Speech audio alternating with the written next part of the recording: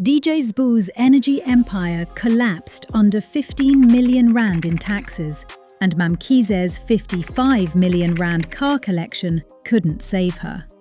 However, few South African bankruptcies are as wild as Somizi and MaMkhize's, who spent 36 million rand on cars and private jets while racking up millions in unpaid taxes. His opulent lifestyle was showcased through a Zimbabwe mansion valued at approximately 20 million rand, a collection of high-end vehicles including a Rolls-Royce, Mercedes G-Wagon, BMW i8 and Lamborghini Urus, collectively estimated at 16 million rand, regularly chartered private jets for personal and professional use, and a designer wardrobe featuring high-fashion brands and accessories. At his peak, Somizi's net worth was estimated at 60 million rand. Despite his affluent lifestyle, Somizi faced significant financial challenges. In 2017, it was reported that he owed the South African Revenue Service approximately 2.5 million rand in unpaid taxes, which increased to 3.5 million rand by 2022 due to accumulated interest. In 2022, SARS auctioned off his furniture and other movable assets to recover the owed tax debt. His cleaning company, Searchlight Limited, was ordered by the Commission for Conciliation, Mediation and Arbitration in 2025 to have its assets seized due to unpaid wages totaling 165,402 rand. Following the CCMA ruling, Somizi distanced himself from the company, stating, "I am no director, nor own the mentioned company," despite evidence linking him to it.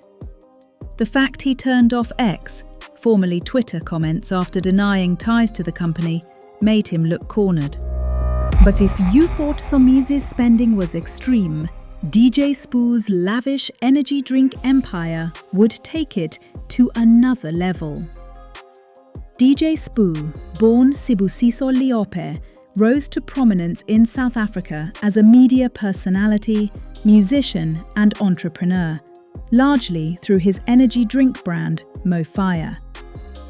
Founded in 2014, MoFire was marketed as South Africa's first black-owned energy drink and quickly gained attention with bold marketing strategies, including DJ Sbu's personal promotion and celebrity endorsements.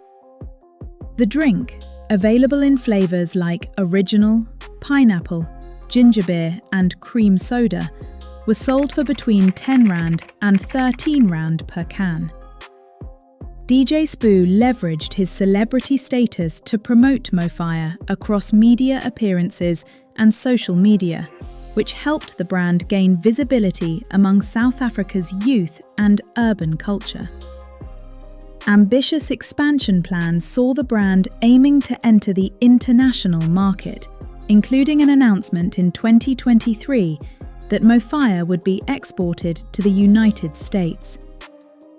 Despite initial success, DJ Sbu's ventures eventually faced significant financial challenges. In 2021, he was hit with a 15 million rand tax bill by the South African Revenue Service, SARS, originating from a 5 million rand personal income tax liability that had grown due to interest and penalties. This was not his first run-in with SARS. In 2018, he had failed to settle a 2.2 million rand tax bill. At the same time, MoFire struggled to compete in a market dominated by global energy drink giants like Red Bull and Monster Energy, with inconsistent distribution and sales compounding his financial pressure. Before these financial difficulties became public, DJ Sbu lived a lifestyle of visible opulence, often seen driving luxury vehicles such as a Range Rover and a Porsche, and investing in upscale properties. Media coverage highlighted his lavish lifestyle, reinforcing the perception of his wealth and success. Roughly, if I had to think about all of that, I'd definitely say my brand is not worth less than $1 billion. Following the tax issues, DJ Spoo publicly acknowledged his financial mismanagement, urging fellow entrepreneurs to maintain proper financial records. Yet, even DJ Spoo's collapse pales in comparison to MaMkhize, whose 55 million rand car collection couldn't protect her empire from falling apart. At the height of her empire, Mamkize MaMkhize was publicly estimated to be worth between 300 million rand and 350 million rand. Her lifestyle reflected that number. She owned a car collection valued at roughly 55 million rand, with showpieces that included a Rolls-Royce Cullinan Black Badge worth 16 million rand, a Rolls-Royce Phantom worth around 6 million rand, a Lamborghini Huracan at 4.5 million rand, as well as a Mercedes Maybach, an Aston Martin DBX, and several other high-end machines valued between 3 and 4 million rand each. Beyond the cars, she lived in a La Lucia mega mansion in Durban estimated at 20 million rand, alongside other properties in Sandton and farm estates. In 2021, she flexed her wealth even further by buying Bloemfontein Celtic, later renamed Royal AM, for about 50 million rand. But while the image was dripping in opulence, the foundations were cracking. SARS went after her with a High Court order demanding 37,915,549 rand and 77 cents in unpaid taxes, with interest running from the 1st of November 2023. Other reports pegged her total tax bill closer to 40 million rand. On top of that, her football club was ordered to pay 12 million rand to former player Samir Nurkovic, with further obligations including 15 million rand in arrears and 600,000 rand owed to Ricardo Nascimento. Her bank accounts were frozen, properties raided, and 13 of her luxury vehicles seized and auctioned off to help cover the debts. Royal AM itself was placed under curatorship, stripping her of direct control. The fall was dramatic. I think I don't want to talk about it, Andy. But I've lost my soul.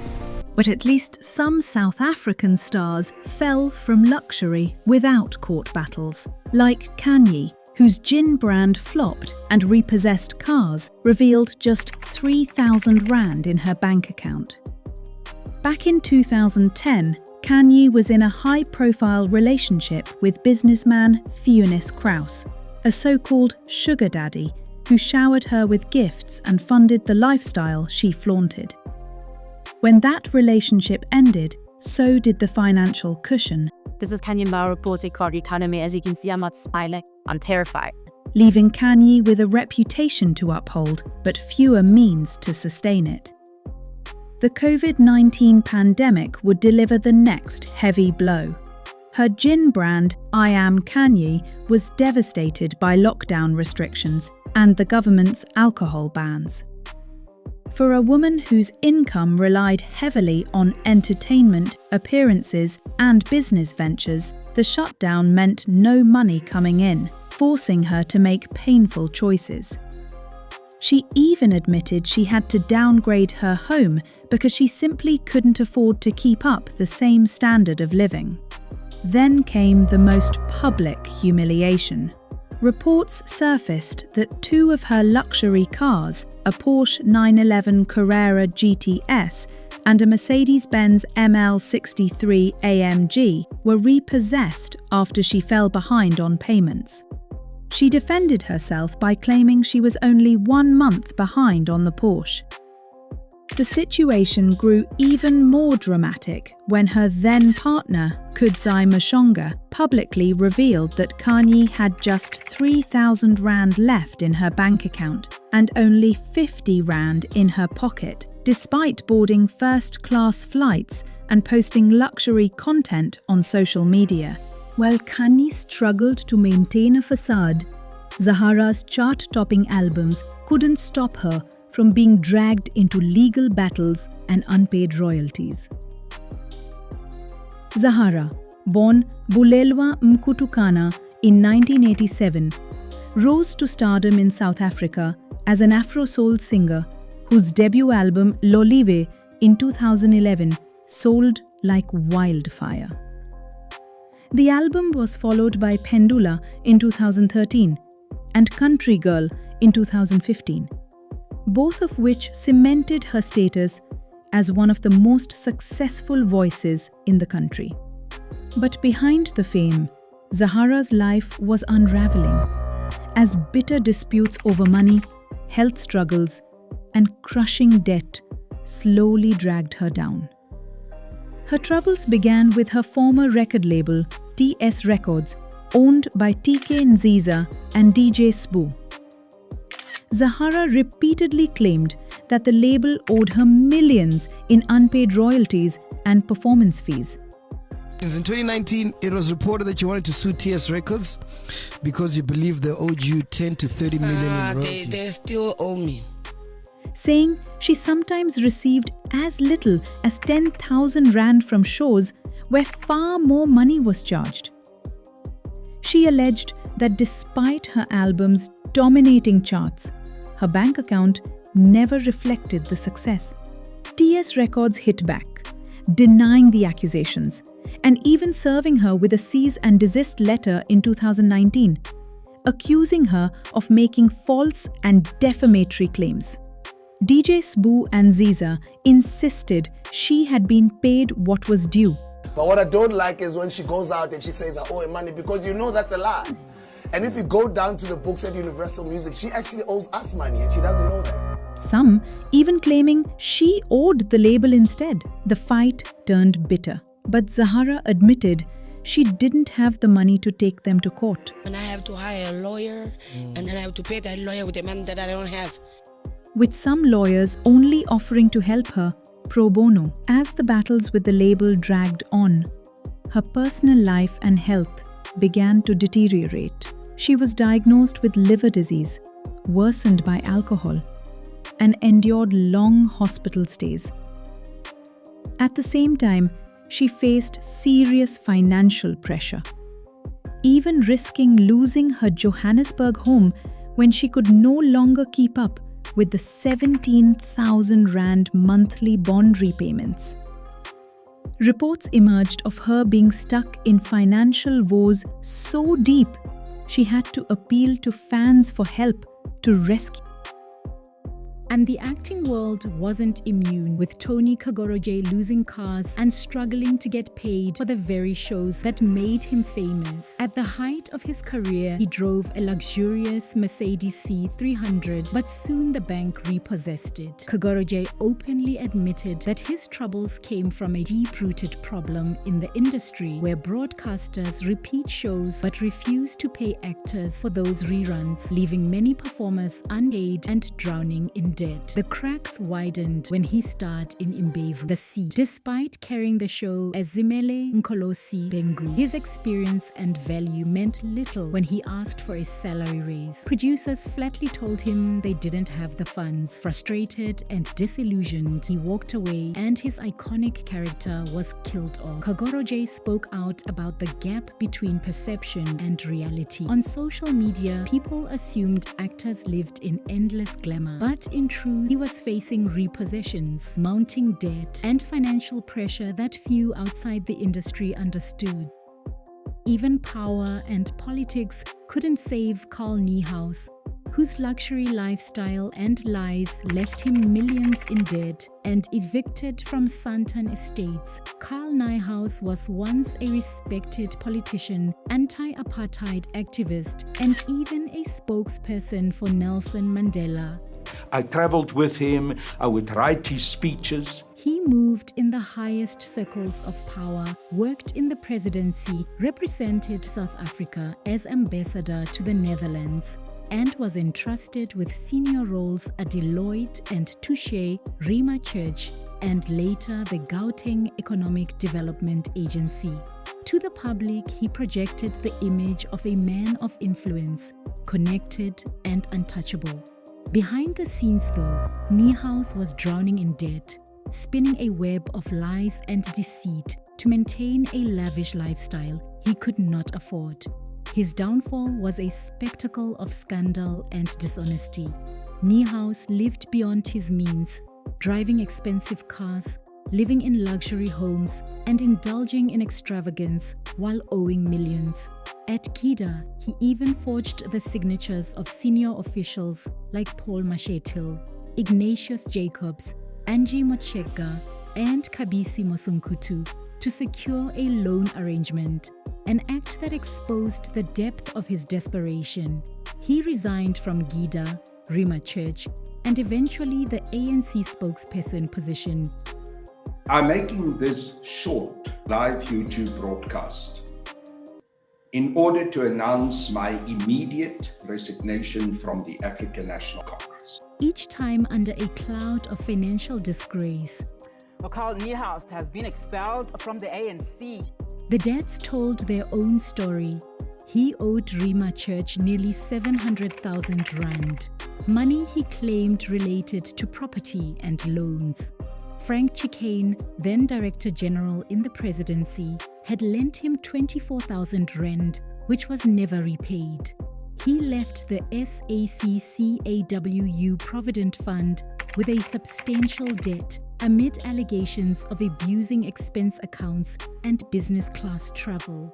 His most dramatic humiliation came at the hands of luxury landlords in Sandton, who claimed more than 4.3 million rand in rent arrears, damages to artwork and furniture, unpaid concierge charges, and interest.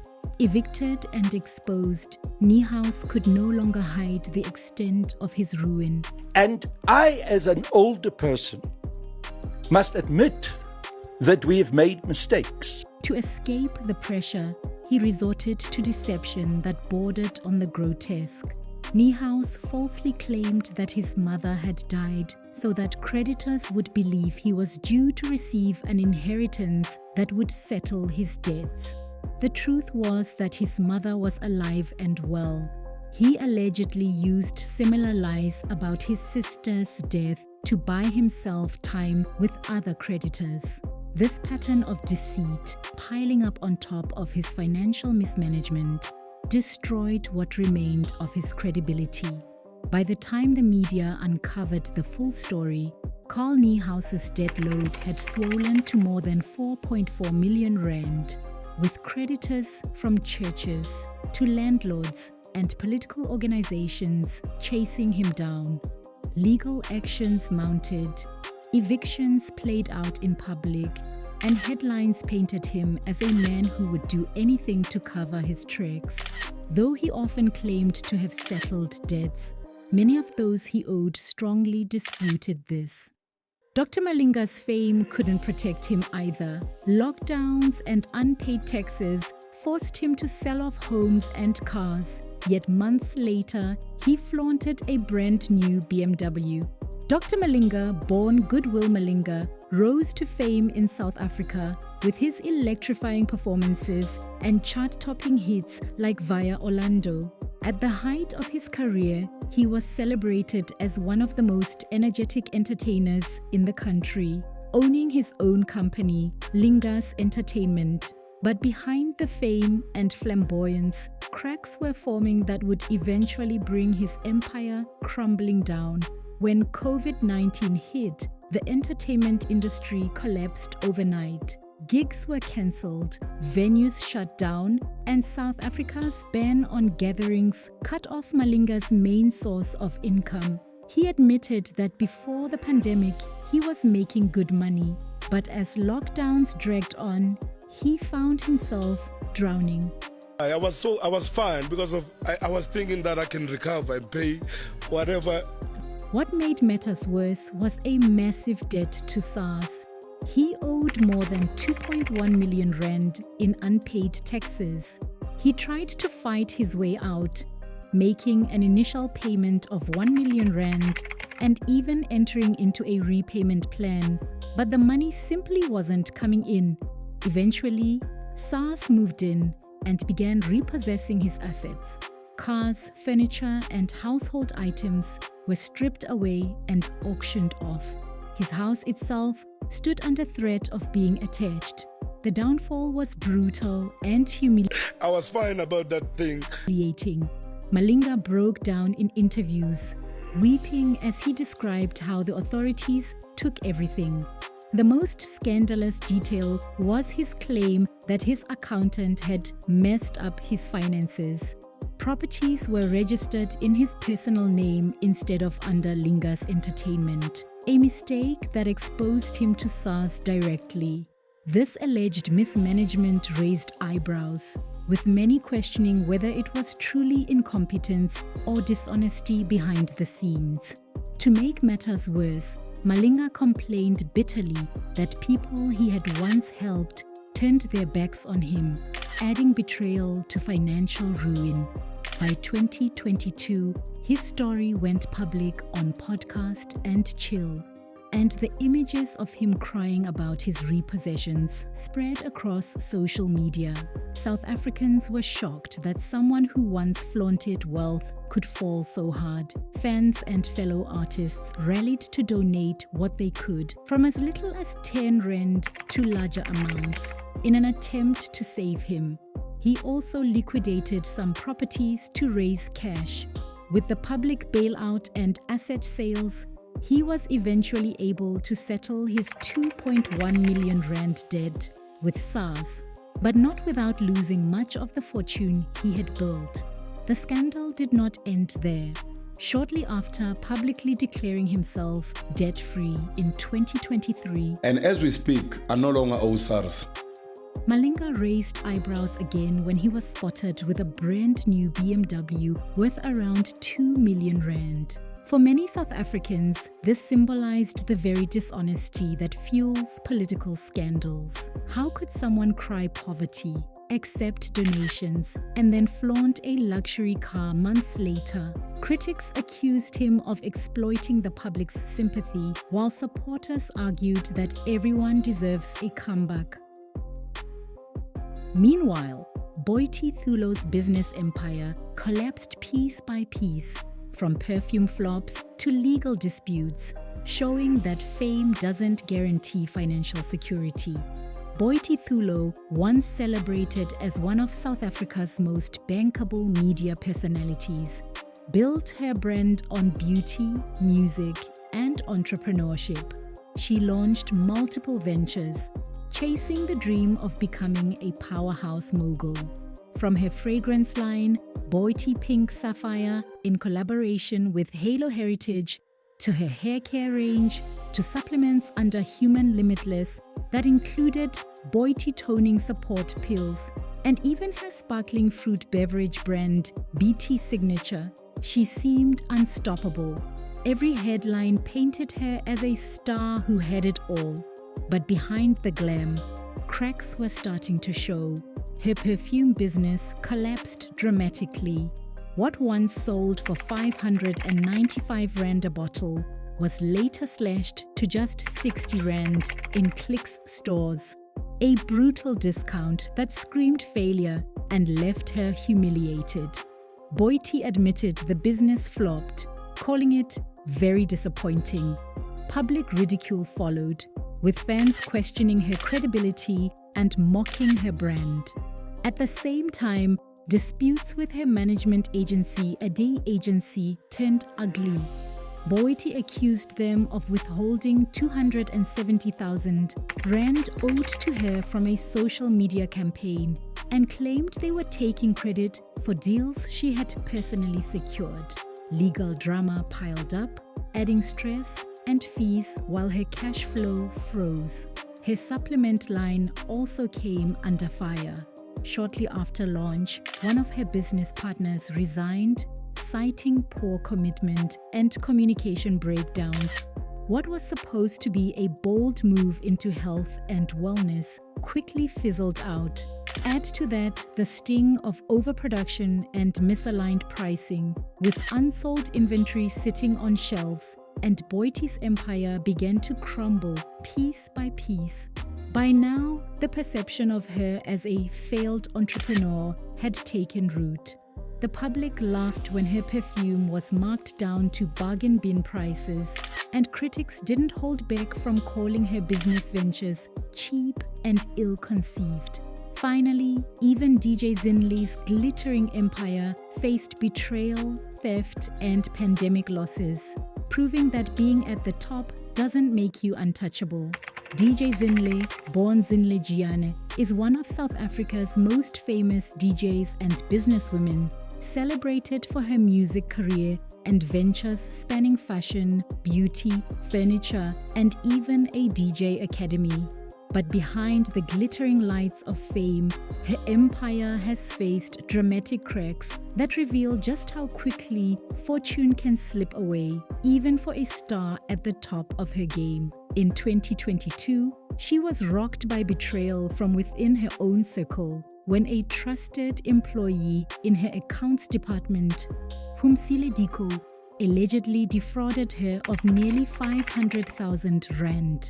The blow didn't stop there, as another worker at her flagship store Era by DJ Zinhle was caught stealing stock worth 96,000 rand, while yet another ex-employee faced trial for siphoning off goods from her Menlyn branch. Reports even hinted at a broader syndicate working inside her businesses.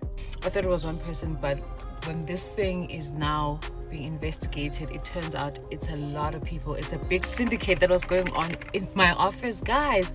These weren't just minor thefts, they were direct hits to her bottom line and her trust. Proof that even an empire built on star power could crumble from inside. Her furniture brand Giane Atelier, once touted as a luxury statement piece for South African homes, collapsed into liquidation. The company was deregistered after failing to file annual returns. Its website went offline, and what had been launched with pride in October 2019 vanished into silence. Her once buzzing Sandton branch of Era was also shut down after 3 years, though she promised to relocate, leaving behind the costly fallout of leases, staff, and stock. These closures weren't isolated. They painted the picture of a businesswoman stretched too thin across too many ventures. The collapse wasn't only about theft and mismanagement, it was also about brutal external forces. During the pandemic, Zinhle openly admitted she went 3 months without any income. For an entertainer whose bookings fuel her business capital, COVID-19 was devastating, cutting off cash flow and slowing retail foot traffic at the worst possible time. Add to that the failure of her Fuse Academy, once a beacon of opportunity for aspiring DJs, which shut its doors after a scam involving an ex-employee who pocketed students' fees.